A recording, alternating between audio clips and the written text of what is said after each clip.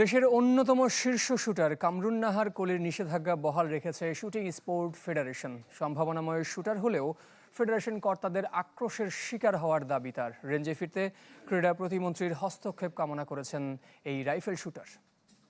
Captain bike খুব ভালো আমার বন্ধু ক্যাপ্টেন বাইক পথ শেখায়। গত কমাস ধরে রেঞ্জের খেলার চেয়ে ভিন্ন বিষয়ে বেশি আলোচিত শুটিং ফেডারেশন। অ্যাডহক কমিটির কর্মকর্তাকে ঘিরে অভিযোগ, অব্যাহতি কিংবা শুটারদের ওপর নিষেধাজ্ঞা, এসব ইস্যুই শিরোনাম।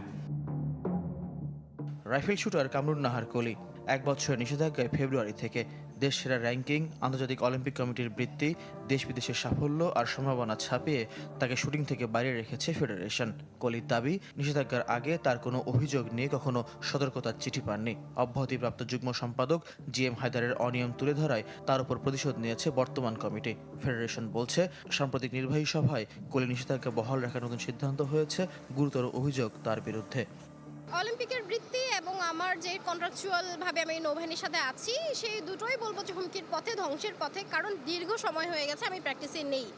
কলির ব্যাপারটা আমাদের ডিসিশন হয়ে গেছে। এখন কলিকে 1 বছর সাসপেনশন থাকতে হবে, কালকের মিটিং হয়ে গেছে। ওর ব্যাপারে যেসব এভিডেন্স আছে সেগুলোর কারণে আমাদের কমিটি এটা অ্যাকসেপ্ট করেনি। নারী শুটারের অভিযোগ নিয়ে সমালোচনার মধ্যে এবছরের শুরুতে GM হায়দারকে অ্যাডহক কমিটি থেকে অব্যাহতি দিয়েছে সরকার।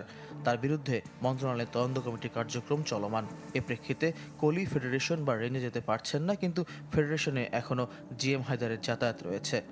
আমরা যদি খেলোয়াড় হয়ে ফেডারেশনের বাইরে থাকি, তাহলে উনি একজন অব্যাহতিপ্রাপ্ত কর্মকর্তা এবং তার বিরুদ্ধে অভিযোগ এখনো নিষ্পত্তি হয়নি, তদন্ত চলছে। তাহলে তিনি কেন পায়ের উপর পা তুলে এভাবে দাপটের সাথে ফেডারেশন চালাবে? সে তো তার শুটিং ক্লাবে আসে, সে তো ঢাকা ক্লাবের সেক্রেটারি। আমাদের এখানে তো সে আসে না। এই শুধু ইন্টার ক্লাবে সে সেক্রেটারি হিসেবে এসেছে, তার শুটার ছিল।